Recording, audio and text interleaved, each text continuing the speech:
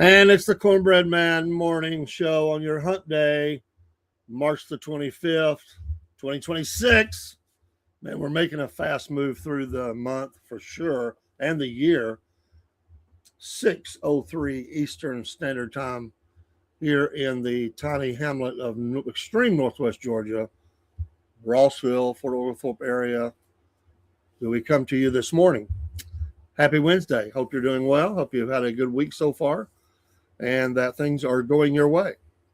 It is a blessing to be alive another day, to experience God's grace and mercy and love, and to hopefully be a blessing to many today and shining the light of Jesus Christ to a lost, dark, and dying world. And boy, it's flailing around ever so harshly more and more as we get deeper into the church age, to the end of that church age, and the soon catching away of the church. I am the Cornbread Man, Dave in the AM, your host for Southern Patriots and Wolf Nation podcast, and we are excited to be here. Tonight we have racetrack driver coming in for our dirt report in our SFP racing hour.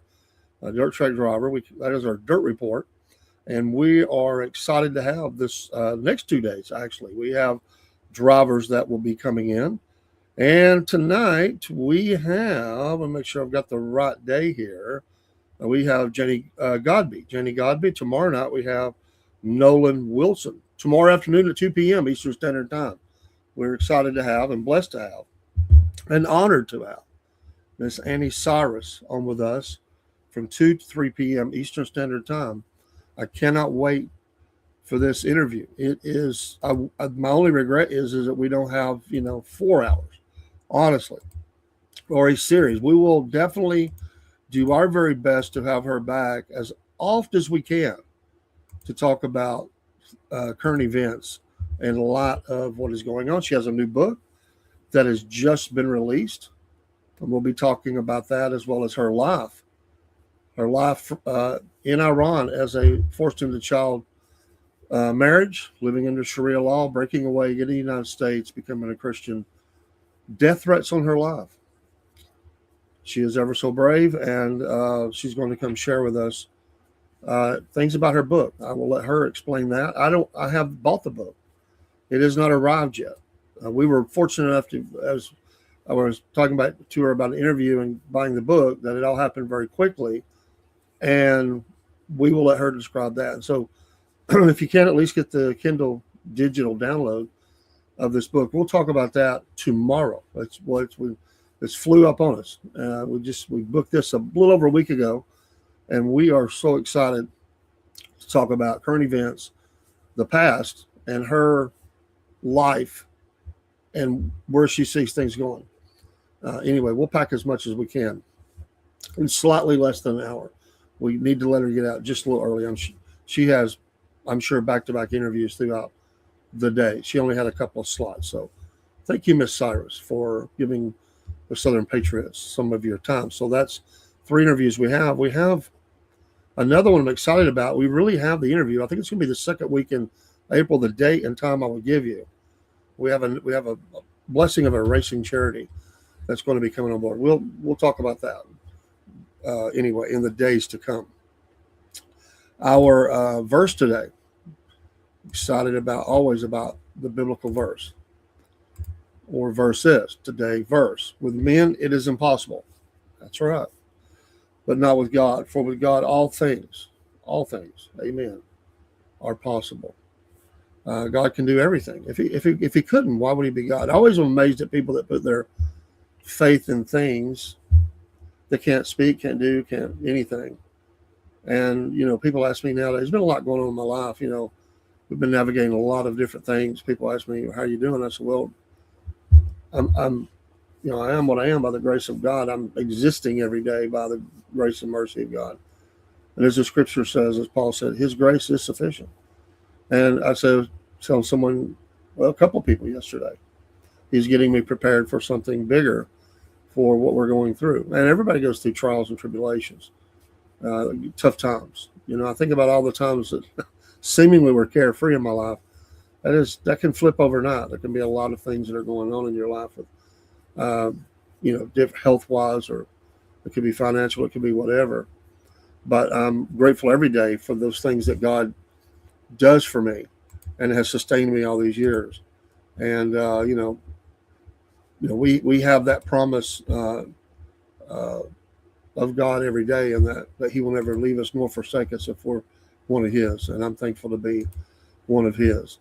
I meet these characters every once in a while. They try to put preconditions, post conditions, all kind of conditions on salvation, and I just laugh.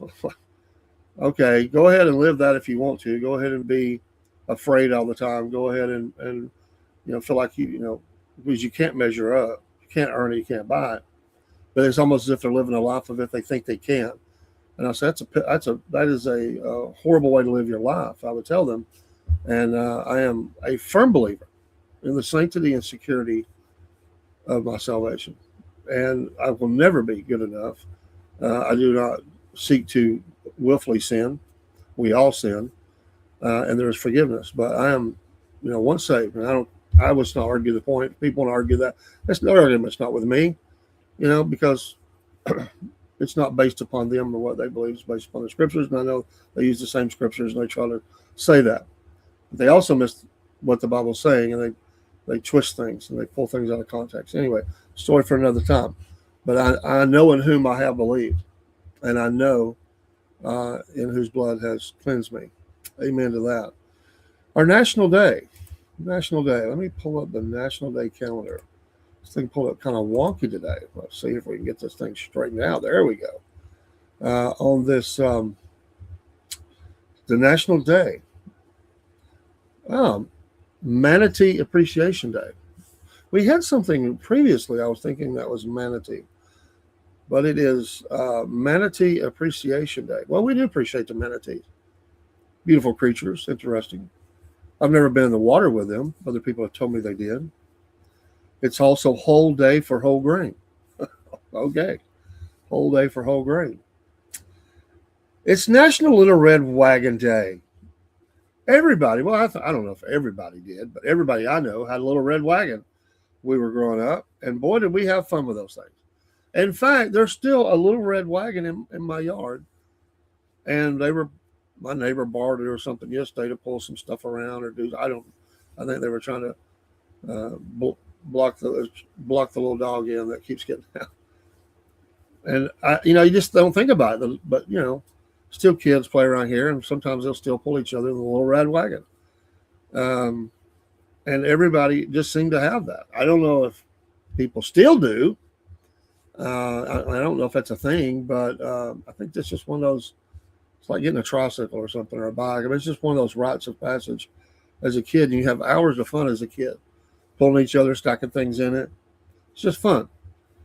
If it snowed, you got a little snow in the wagon. That was always cool. I like that. That was pretty cool. So yeah, I can dig that one. It's also I didn't know this. I didn't even know we had this day, National Medal of Honor Day. Amen to that. God bless those men and who have put it on the line in the National Medal of Honor Day, and definitely honor those folks. We have a nice facility in Chattanooga, just over the state line from me, honoring National Medal of Honor winners or Medal of Honor winners. And I need to get down there. I let it go on for a little bit because it was so packed. It was hard to get in, but I need to get down there now and see that. It's a treasure.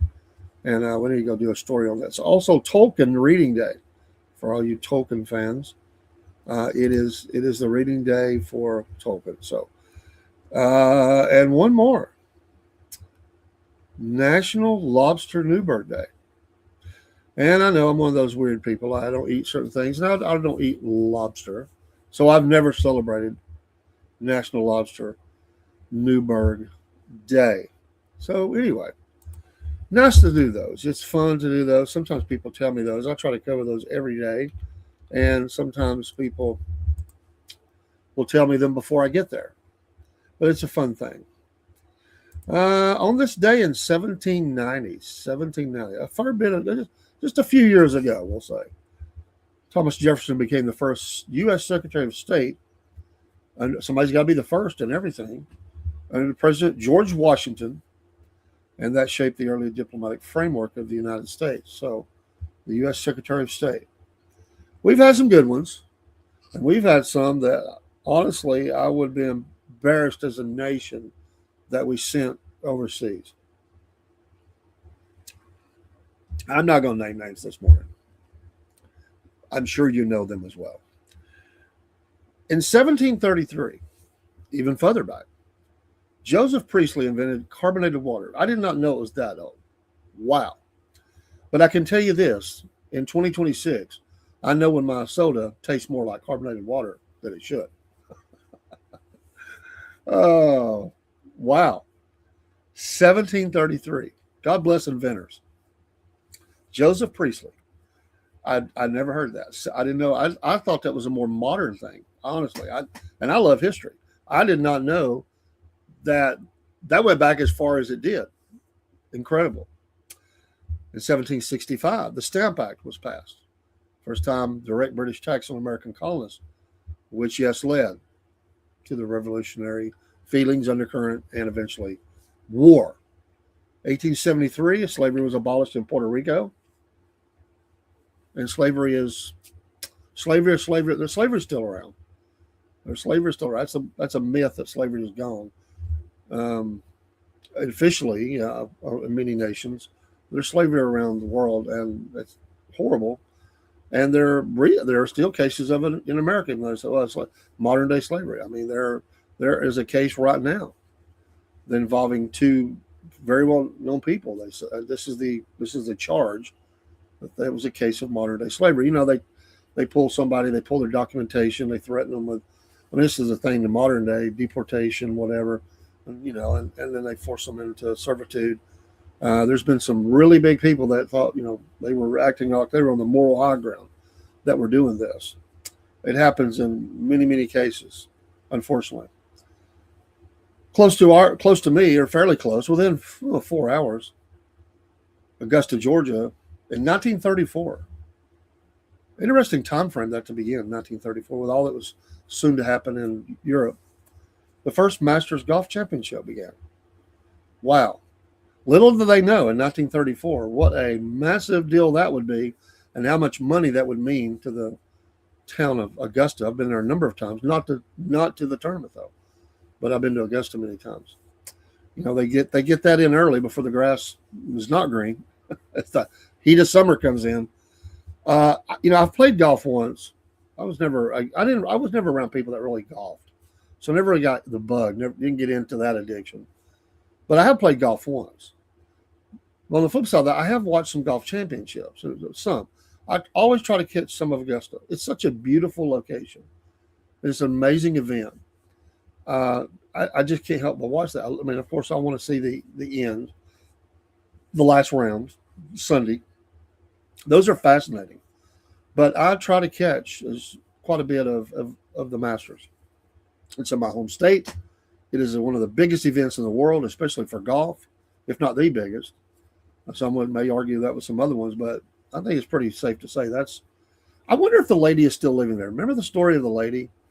She was a holdout. Like they had Augusta, because it had grown, they had bought up more land, have more areas for parking and whatever they were doing. And there was a lady down there. Her husband had died, and they had bought all the land around her, but she's held out. They've offered her all kinds of money. She does not want to sell the house because her and her husband live there. And so they've just kind of built up, done things around her. And they come every year and they offer more money, even more. And I don't know if she has since passed or not, but there for years this happened. God bless her. It's your home. I get, there was a guy one time, he was saying all the residents in an area had agreed to sell. There was a hotel wanting to come in. They're all going to make a buku of money. There was one holdout.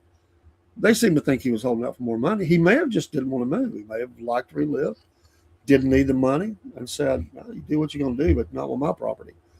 I respect that. There's a lot of things throughout history. Eminent domain is one of those very questionable things that, let's be honest, it has been used to take people's property they've had for a long time, and they'll use it's for the better of the many over the one, but it flies in the face of, many times it's not life and death. It's just they want to. One time I remember there was a lot of people lost. They wanted to build a bypass around the national battlefield here, and there was a lot of people fought that. But you lose. I mean, eventually you take what you get. They were expanding another road, and some of these houses, when they expanded, they put a block or a concrete retaining wall right. I mean, 6 feet from their front door, and so a lot of those people sold out. There's people still live there, but you have a highway. I mean, with about 8 feet of your front door, a major highway, and so I don't know.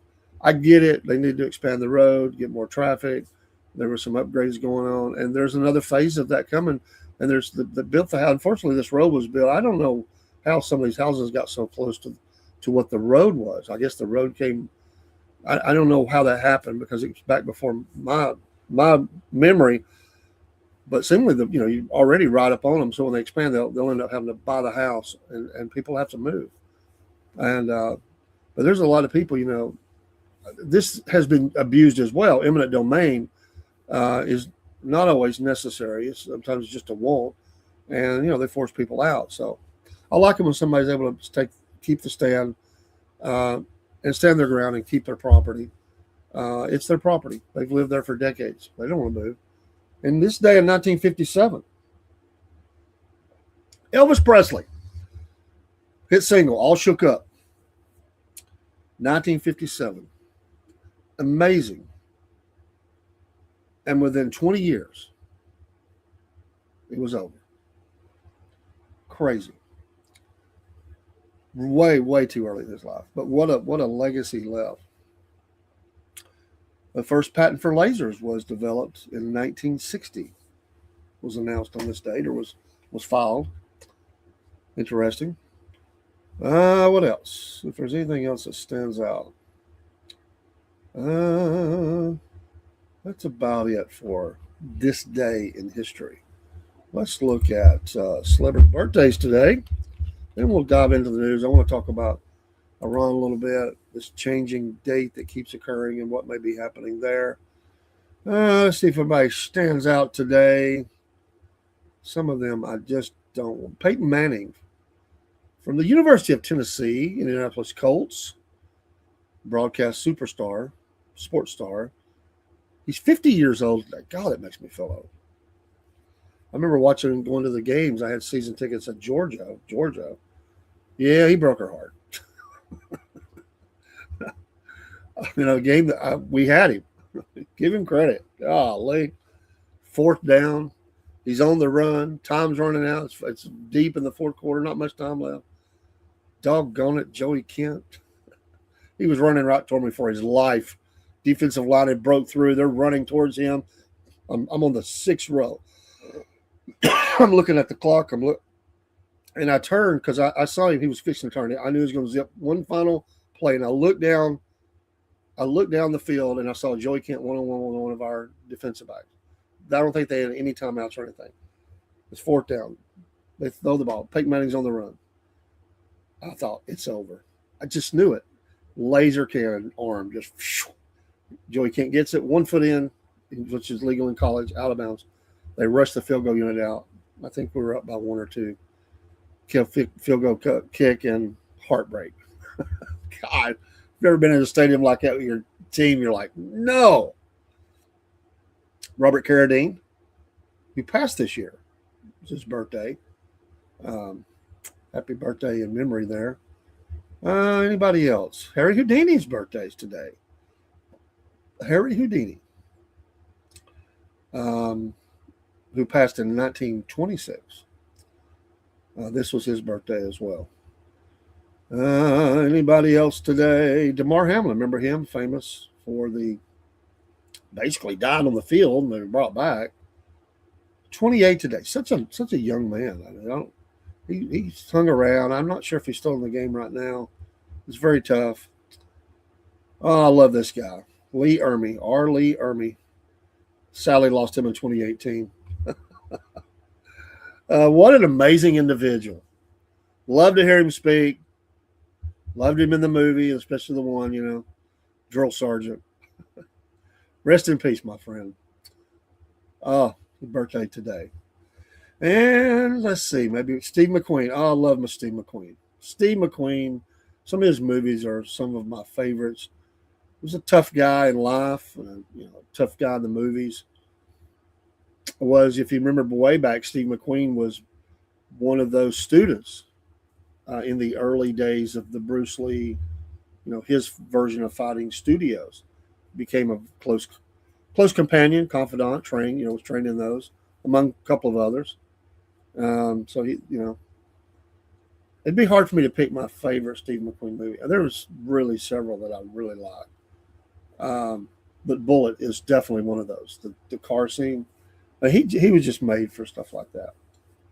And there's a couple movies that really kind of define what he was like in real life. Sadly, cancer, and he went down to Mexico or something, spent a buku of money he didn't have. Died way too young. I know that. Louis Anderson lost in 2022. The comedian, his birthday today as well. And Tommy Hilfiger. A lot of Hilfiger stuff been worn out there. 75 years old today. Happy birthday. If it's your birthday today, happy birthday to you. Mine's coming up, and my anniversary's coming up first. 40 years for me and my wife. Looking forward to that. Taking off the whole day. Hopefully, work's been busy, but we're going to do our best to be off. Well, this news has changed about 3 times in a week. And, there's a lot of, President likes to use a lot of different phrasing, a lot of different announcements. And then there's the give and take of that. So he said at first there was nobody to talk to. They killed every leader down to some level. They'd like to talk to him. Then he said he's going to give them 48 hours to, basically stand down, agree to cease, the peace agreement, whatever. Then he said, we're going to give it 5 more days because we've made progress. The Iranians, whoever is speaking for them through channels, there's 3 or 4 countries that are helping with this. So they said it's not true. We haven't talked to him. So then he gives them this 5-day window, and we'll see what happens. And they're going to give diplomacy time. They're saying they're willing to let ships go through for $2 million. Seriously? And why isn't every nation that has any shipping there lining up? The pressure of the world, not just America, the pressure of the world should be telling this nation, you're not going to attack our ships. We will all come at you. I mean, the world has to stand up. This is the right. This is the right of, countries to have shipping, and Iran does not have a right to close any kind of waterway or anything like that, and they must suffer the consequences for that. And you have to meet that. You cannot let them get away with that. So, for whatever reason, we were there. There are many reasons. You can't allow that to happen. And we're not going to be the one country they're going to say, or 2 countries, they say, we'll let everybody else through but you. No, that's not going to happen either. That's not what you'll do. More forces are headed to the region in case of, yes, boots on the ground. And I'm afraid it's going to happen. That they're going to have to clean up enough of this. And this is just one of those deals where, if you pull back, they will reload enough to still be a thorn in the side of shipping. They're going to have a heavy presence in the region, especially at the Strait.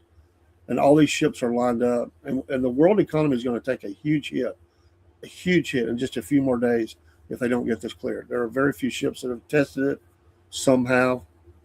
It's got to happen. And that word time is of the essence. Time to get in position. Time to, do what needs to be done. So yeah. Watchmen. It was Tolkien Day. I did. Interesting. Do you like any of his books? The Day the One Ring was destroyed in the flames of Mount Doom. Obviously, people. The one. There's lots of people. He has millions of readers. Friends of mine. I don't know that I've actually ever read. Maybe a little bit of Tolkien. I really have never read myself. But yeah. Interesting there though. A lot of people do like to read his books. Good morning to you. Good morning, Ravi, on Instagram. God bless you this morning. So we'll see what happens. But there's a lot of attacks going on. And so far, energy is holding. It's actually went down some. I feel like they think that with all that's going on there, it's going to open up soon. Because right now they're just taking pot shots and stuff. And I think they're losing the ability to do much. They say they're shutting it down, but honestly, they don't have the ability to manage a full shutdown. It's the threat of a hit is what it is. 3,000 airborne troops are deploying. This was the latest news from the Army's 82nd Airborne Division to support operations there. So roughly, again, the 3,000 troops for that. I'm sure that the island is going to be taken. I just feel like that's probably going to happen. I was talking to James from Empty Pockets podcast yesterday, dropped in, or not yesterday, day before, and he kind of felt like that would be the next step. So we'll see. They are trained to deploy globally within 24 hours, including parachuting into hostile or contested areas to secure key terrain, such as airfields. Officials emphasized, of course, you got to put the disclaimers out there, that no decision has been made to send U.S. ground forces into Iran. However, the movement of the 82nd Airborne would expand military operations in the region. So there's some of that. There's already been some others that have been sent that way. These efforts or options could include efforts to reopen the strait, securing Iranian-held islands, which I think is a possibility, both of those. And possibly the third, launching operations to target the stockpile of highly enriched uranium, whatever is there. So make sure that is gone. I wouldn't disagree with any of that, but I think that's probably there. If Trump, this article in Newsmax, if Trump decides to send in ground forces, a possible mission considered on the Karg Island, which we've heard about, a roughly 5-mile landmass that handles about 90% of Iran's oil exports. So stay tuned. I have no idea. We can all read the tea leaves and say what we think. If anything, the president has been unpredictable at times, very predictable at other times in some things he does. So who knows?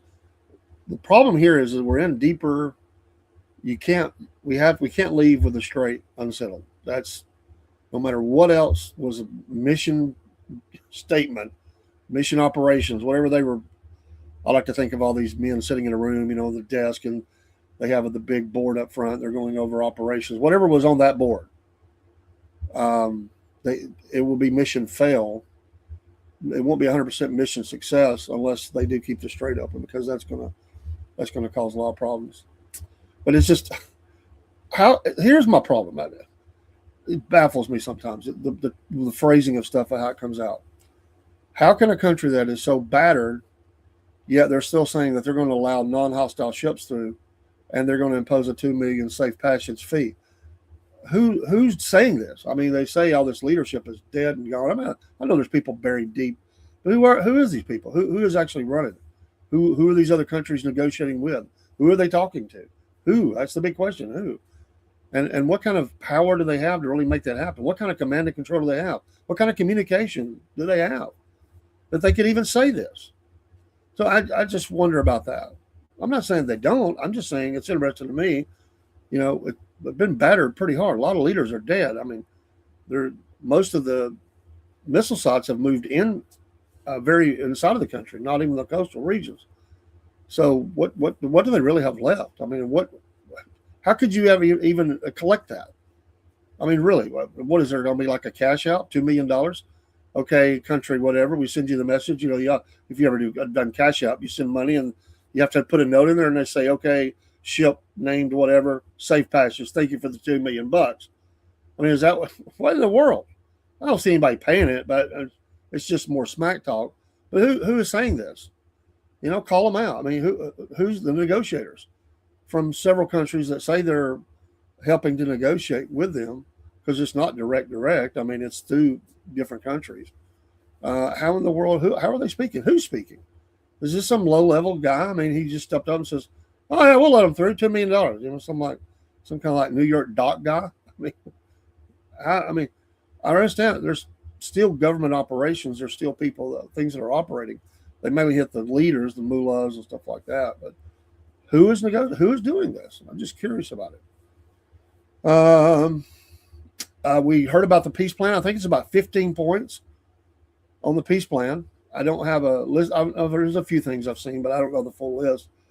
I wonder about the 22 point, that was supposed to be done in Gaza.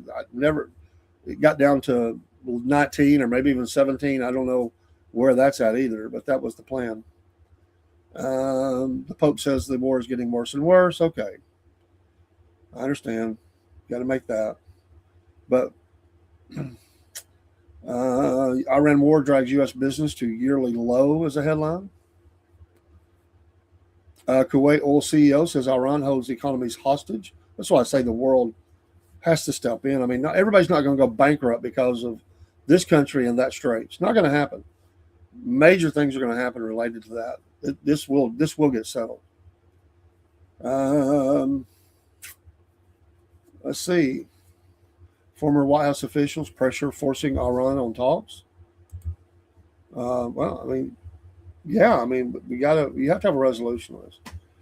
Okay, some of the leaders, Pakistan. I did hear that Pakistan was one of those nations, is one of those that is helping to negotiate. But it even says now that China is increasing pressure. Yeah, it's affecting their economy too. It's the world economy. It's not just affecting America. It's affecting the world economy. They're putting pressure on Iran. Again, who are they dealing with? That's my point. I mean, maybe they don't want to be named, but who's the guy? Somebody going to wave the flag, sign the paper? I mean, who is running this country? I mean, most of the leaders are dead. I mean, does this guy have any training at this? Is he, who's the guy that this is falling to? But they're putting pressure on as, they're continuing to lose. So we'll see.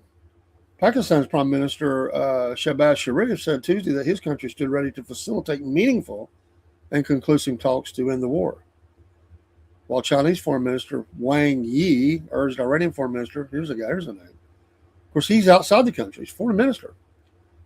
Abbas Araghchi to move forward in negotiations. At the same time, Secretary of State Marco Rubio prepares to head to France for a group of 7 foreign ministers meeting near Versailles, focused in part on the Iranian crisis. Well, of course. So they're dealing with somebody. Now, man, can you imagine being the foreign minister for that country right now? They said the central issue was not the identity of any mediator, but whether Iran was prepared to face its deteriorating position. It's not so much whether it's the Pakistanis, the Turks, the Egyptians, whoever doing the mediating. It's what kind of attitude the Iranians have, according to this article. Former Deputy National Security Advisor Victoria Coates said the military balance was shifting against Iran. They have continued to shoot missiles at much reduced levels and drones at Israel and at their neighboring Arab countries in the region. But more importantly, the United States and Israel have ramped up strikes on Iran. So again, they are getting weaker. And they said hopefully they recognize the reality on the battlefield. But again, if you're dealing with a people that is willing to go to their death and take everybody down with them, that's the problem. I mean, the people don't want to die. But there's a lot of people that say, well, we'll just strap on and end it all right here. We'll unleash the one final salvo and we'll just end it to prove our point. You would think at some point, at some point, everybody usually, there are those that will go to their death, but usually those that like their positions of power, money, whatever, they got to have their 15 minutes of fame, but eventually they like to be free of that. It's like death is in your face. It's like, oh, okay, well, they like to come out in a position of power, though, and say, we're going to do this and we're going to help the world. I could see a statement like that coming out. Iran is a friend of the world, and we do not agree with all this, but we want to help the world, and we're going to let the ships through. I mean, it's a powerless statement, I would think, but usually you see that, and that's very important in that region of the world to show toughness, to show that you're still in control when really you're not much in control of anything. It reminds me of that scene in MASH where all the wood is disappearing and everything's disappearing. It's cold, and the commander there is sitting in his office in an empty room saying, "I'm in the big empty." He's calling in to get some supplies. Like, I'm in the big empty. Like, there's nothing here. And that's kind of the way I feel about that. It's like there's more. I mean, it's less and less. I mean, you're getting down to not much power. China is highly dependent upon Iranian oil, but more so Saudi oil and Kuwaiti oil. So if you can't get that, even if you're not Iran, you can't get it because the ships can't go through. It's going to affect them. And there's one thing about it. China will definitely even tell their friends what they're going to do in case of that. So we'll see a lot of negotiation. I'm just wondering how this is going and where they're going to meet to sit down at. Somebody will offer a third party place or something like that. Watchmen on the Tolkien. It's the greatest book outside the Bible ever written. Peter Jackson is working on 2. I did hear about this. I did hear about the Peter Jacksons coming out. I did hear about that. And I have seen some of them. I have seen that. They have, they do have miles of tunnels along the coast full of speedboats. And we had talked about how they could come out and attack. So that's what they were using some of the A-10s for and stuff, is just to fly over and spot these as they come out. Ignorance is strength, war is peace. 1984 has become reality, truth. But the prince of the kingdom Persia withstood me 120 days. But lo, Michael, one of the chief princes, come to help me, and I remained there with the kings of Persia. Yeah, Daniel. We are seeing, and that's why it's sad to see at one point, but it's fascinating on the other, because we're seeing some of the puzzle pieces, the next steps. Like, this is just one phase. There's other things to come. And for Christians, this is like, wow, we're living at such a time as this that we're going to see. We may be alive to see the greatest of things that we want to happen. We may be, Watchman. We and you know this. We may be alive for that. Yes, it is horrible, and the Bible is replete with. We just recently, in the last year in our church, my Sunday school teacher, who's handling service for me right now, I've been helping my wife. Just amazing people. Love my church. But in the last year and a half, we have went through both the books of Daniel and Revelation and Ezekiel.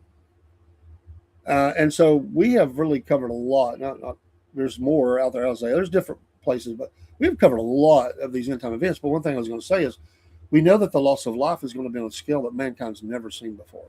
My gosh. A third, talking about a third of this, a third of that, a third of these people. We're talking about massive death. And, even though people have died, I mean, I don't know, maybe a couple of thousand, counting everybody, counting the mullahs. I don't even know if that's that much. That's nothing compared to the massive millions upon millions of people that are going to die as these judgments are rolled out. It's incredible, and it is sad to read. I mean, because the judgment of God, and getting to the end time events. So it is. We look at Petra and all the different things going to happen before Messiah Jesus steps down, and amazing. I mean, we're alive for that. It took Michael the archangel to battle the prince of Persia for a prayer to get through. I always loved it. Yeah, sending truth. Well, they have. I mean, and there's a purpose there in all those things. Even whatever's happening, there's a purpose. But it is fascinating to watch. But there's a book. He's dead now. I think Frank Peretti. I used to love reading his stuff. It's Christian fiction, but based on many things. But he gives you a nice picture of. I don't know if it's exact, but it's fascinating to read on the angelic demonic war, the battles that go on between the two, and while without anybody knowing whether it would happen this way, one of the things he had in there I was always fascinated about is that when saints would pray, the angels seemingly were even more victorious, like they were stronger, like their swords were brighter. I have no idea if that's legit, but it was a nice thought, because we do know that power moves God, and there's strength and there's blessing in prayer. We know that, miracles and all the things that God does. And it's just fascinating to think about that. All the Christians praying, and for our country, for whatever, and the power we have in that. The power, we might see a great revival sweep before these end time events happen. Well, I mean, there's so many people going. The harvest is great. The labors are few, but the harvest is great. There's many to be harvested, and there are harvests going on. I love my friend Chris McDaniel and following his ministry and all the men that he goes to these men's meetings and wild game dinners and whatever, and he will sing and bring him a word. And he's at one the other day, and 17 men gave their lives to the Lord. I mean, you see across the world hundreds coming to faith at one time, even thousands at times, and it's a blessing to see. We're watching the Bible roll these things out right before our eyes. Did I see the fowl of the air gathering over Israel? I didn't see that. I've had a busy week, taking care of my wife, lots of going on. So I've been trying to stay as in tune as much as I can, but I missed that one. And I do have people send me stuff, and I appreciate it. I got a lot of people send me things and different things they want me to see them as a help. But some of them don't even want to come on the show. They just say, no, I just like sending people stuff and helping them out. So I have some that do that, and I appreciate it because I try to review as much of it as I can. But I didn't see that. But normally I do. I mean, that's something I would pay attention to, but I didn't see that. But we're blessed, man. I mean, I know it's hard. There's a lot of things going, a lot of evil, but good wins in the end. It can't be defeated. Good will win. God wins. And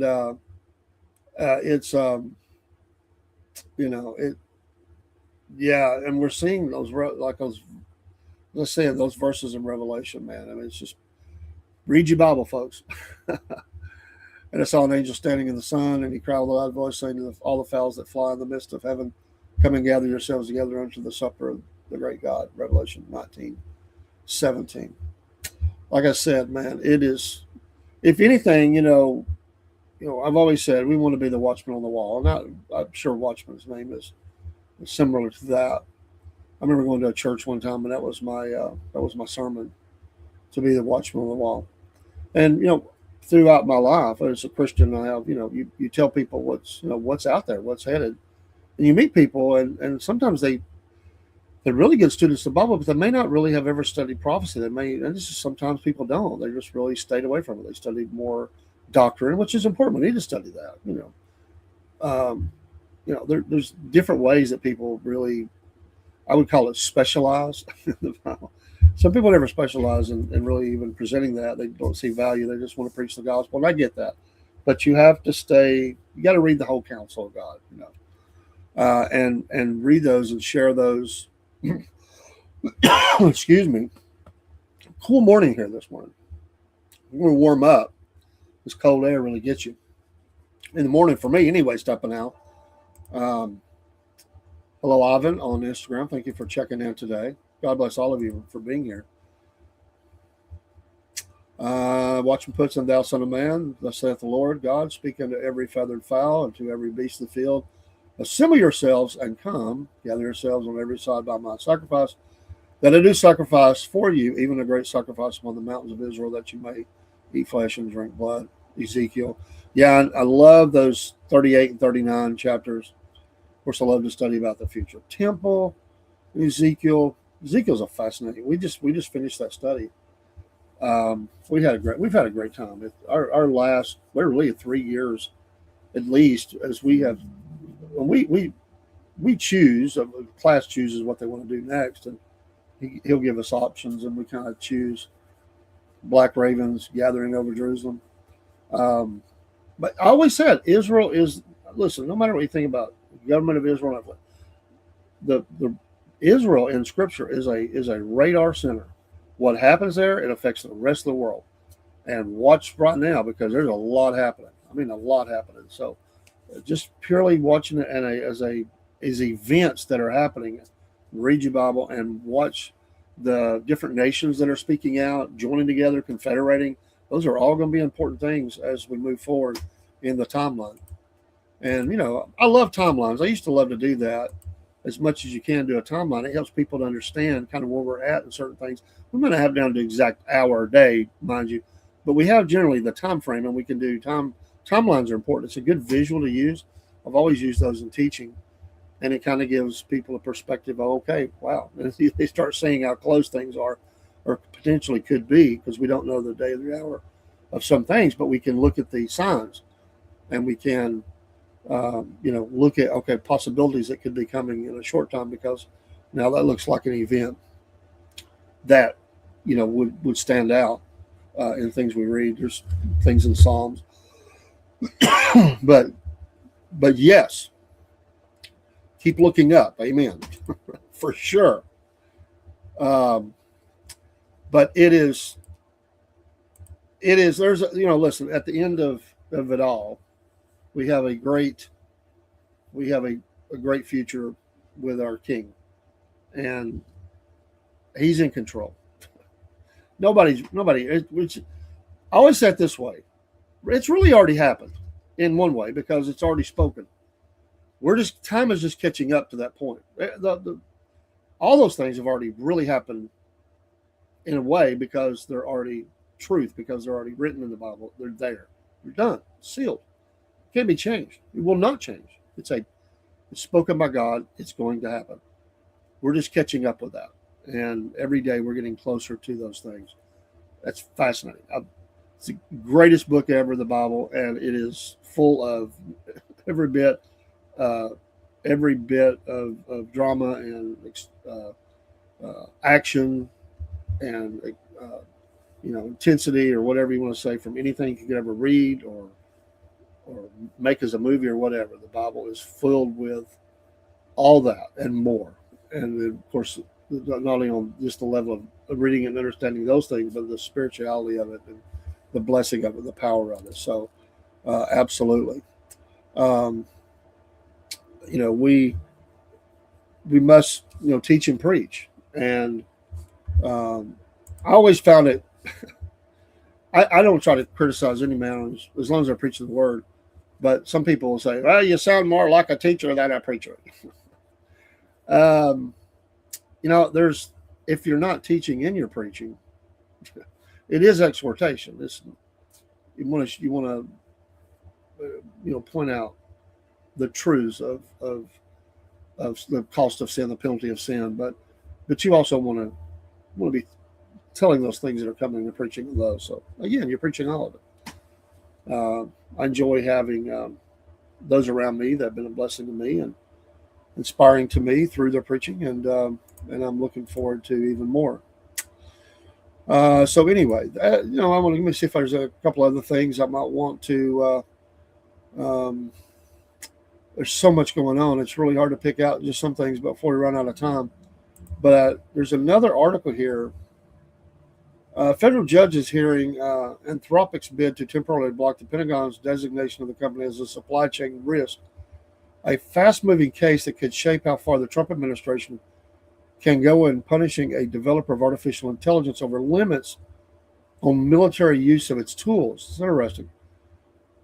Anthropic sued on March 9th in California federal court, arguing that Secretary of War Pete Hegseth unlawfully branded the company a national security supply chain risk after it refused to remove restrictions barring the use of Claude for domestic surveillance or the fully autonomous weapons.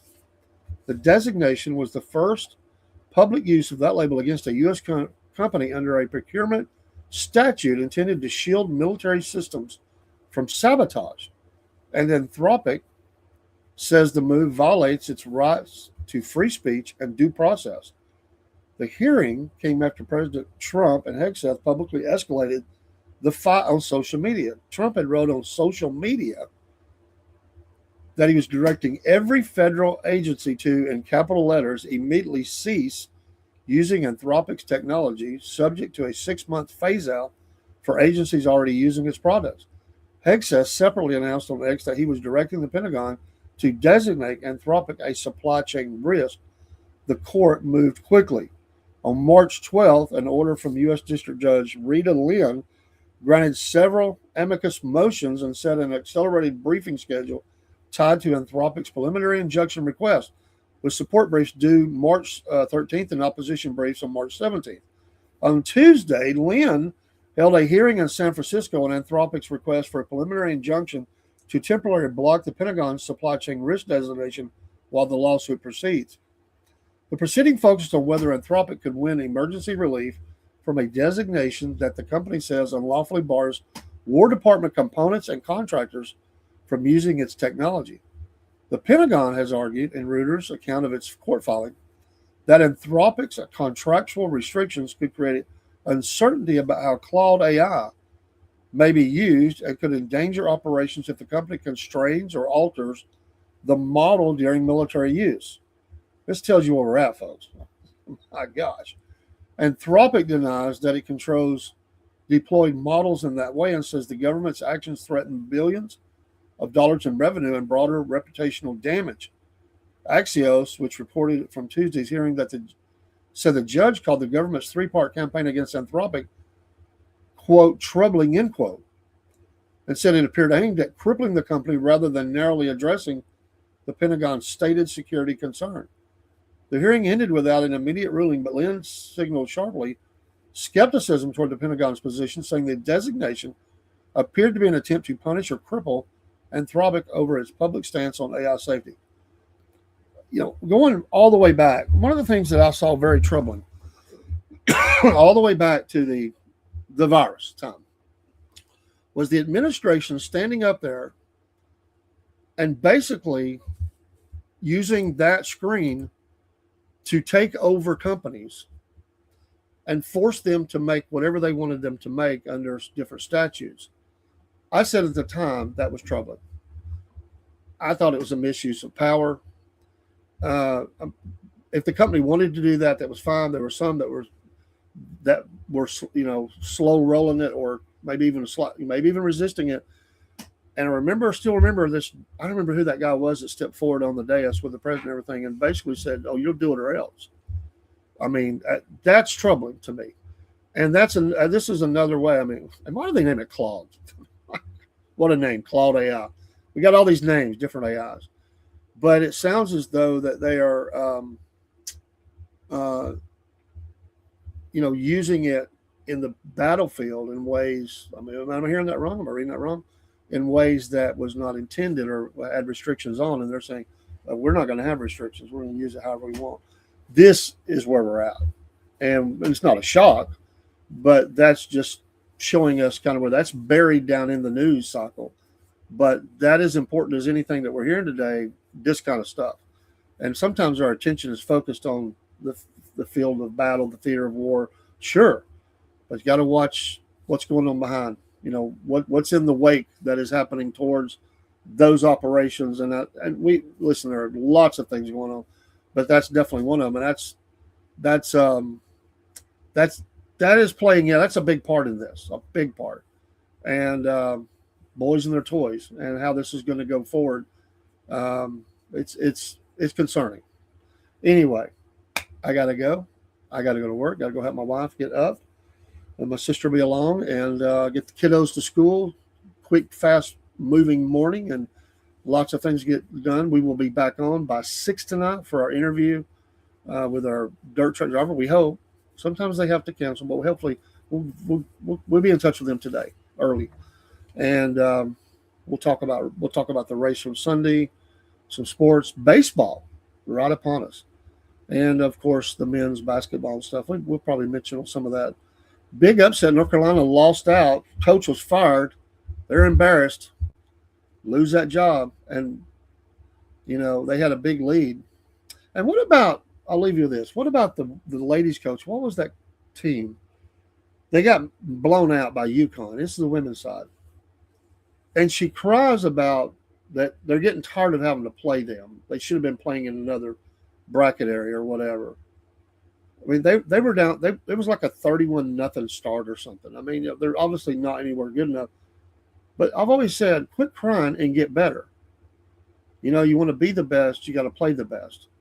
And I just thought it was weak. That was weak as water, that her comments. Listen, you want to measure yourself? You want to measure how you're doing? You don't get to guide yourself in the bracket.